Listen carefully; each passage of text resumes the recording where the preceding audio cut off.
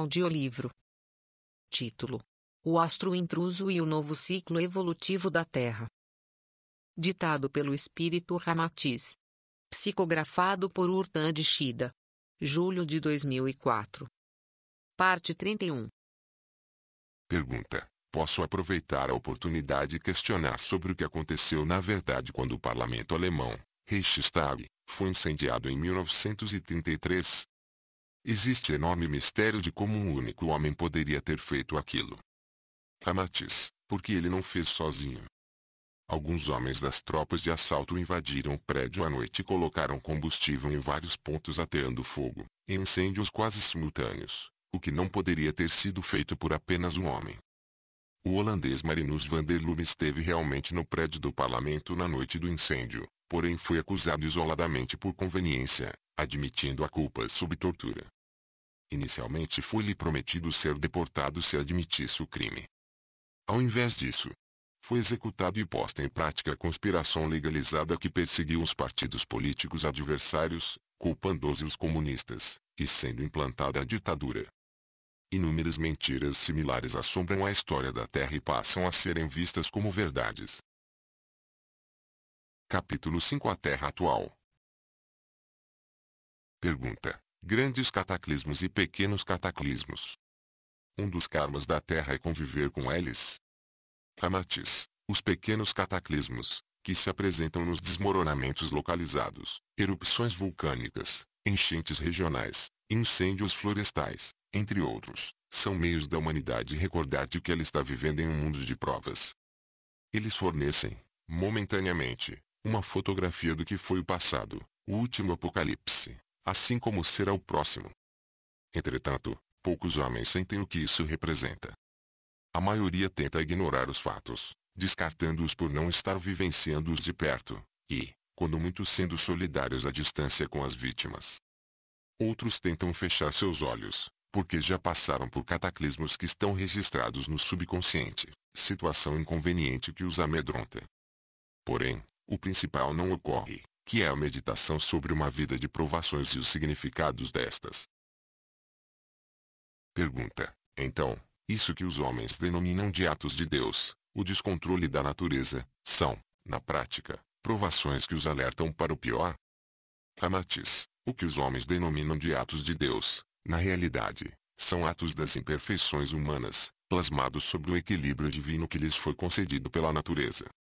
O negativo não acontece se nenhuma força o gerar, e o que a humanidade herda são seus próprios gestos, considerando que Deus não promove o negativo, nem sustenta o desequilíbrio. Pergunta: essa sua assertiva demonstra que os homens provocam suas próprias catástrofes. Ramatiz: tanto as individuais quanto as coletivas. Esse tem sido fruto do livre-arbítrio que amorosamente Deus lhes permite. A natureza é o palco onde os atores da vida desempenham seus papéis críticos sobre eles mesmos. Ninguém conseguirá, na realidade da evolução, desempenhar papel relativo a outro, porque a verdade é intransferível nesse caso. E, além de não serem atores com bom desempenho, os homens ainda se prestam a destruir o teatro que os abriga.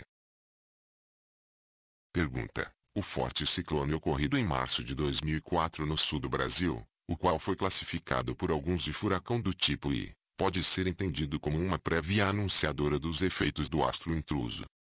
Ramatiz: à medida que o astro intruso se aproxima da órbita de um planeta, mesmo ainda que de certo modo distante, ele emana suas vibrações negativas para aquele orbe, acentuando as imperfeições dos habitantes locais e gerando acidentes climáticos como o furacão mencionado. Quanto mais ele se aproxima, mesmo ainda há 2 ou 3 centenas de anos, começam a acontecer no planeta precipitações climáticas e geográficas inéditas, como abalos sísmicos em lugares onde não ocorriam, fortes ressacas, tornados e furacões, entre outros. Tais vibrações se constituem não apenas em prévias dos processos que detonarão futuramente o cataclismo, mas também em correntes magnéticas que já começam a associar a sintonia do astro com seus potenciais ocupantes que ainda vivem na Terra. Verifica-se, ainda, o enfraquecimento do magnetismo em torno da Terra, de modo que, em termos espirituais, as emanações benéficas do Logos se tornem também amortecidas, gerando a expansão do materialismo e dos desvios de toda a ordem. enquanto, em termos físicos, regiões diversas, como a do Atlântico Sul, por exemplo, se tornem mais vulneráveis ainda às radiações cósmicas, trazendo superaquecimento e inúmeros transtornos climáticos como furacão no sul do Brasil, e outras perturbações que já vêm ocorrendo como fortes ondas no oceano, violentas tempestades de gelo, e distúrbios no que tange a vegetação à beira-mar. Pergunta: a Terra, então, fica desprotegida contra meteoritos e outras partículas? Ramatiz: sim, principalmente quanto às partículas elementares, ou subatômicas, que se originam de explosões solares no universo, na Via Láctea ou em outras galáxias, e que são lançadas à velocidade da luz, ou quase, bombardeando o planeta continuamente. São partículas de tamanho bastante reduzido, porém com alta carga energética, as quais causam danos sérios à camada de ozônio, da mesma forma que os meteoritos e similares, que atravessaram com mais frequência a atmosfera na forma de pequenas bolas de fogo. Pergunta: e isso faz recrudescer a violência humana, gerando crimes, guerras e suicídios? Ramatiz: os valores negativos afloram nos espíritos, de modo que aqueles que não conseguem conter suas imperfeições deixam-nas fluir como um rio, que segue seu curso normal. As limitações impostas pelas relações familiares são ignoradas com enorme facilidade, como se fossem fios tênues, gerando assassinatos intrafamiliares. Pais assassinam filhos e vice-versa. Homens educados, com bom nível social e de boa aparência tornam-se criminosos por causas fúteis. Moças se prostituem para alimentar vícios. Jovens apelam para a violência, ou deixam-se tragar pela marginalidade. Tudo parece estar errado ou confuso, como se as pessoas não se entendessem mais, e, numa escala maior, surgem as guerras, o terrorismo, os escândalos financeiros nas grandes corporações, que quebram deixando milhares de operários e funcionários desempregados, sucedendo o suicídio de muitos corruptos ou de desempregados em desespero. A tudo isso se somam problemas de saúde causados pelos raios cósmicos que ingressam na atmosfera, reforçando as emanações do astro intruso, e alterando sobremaneira os genes.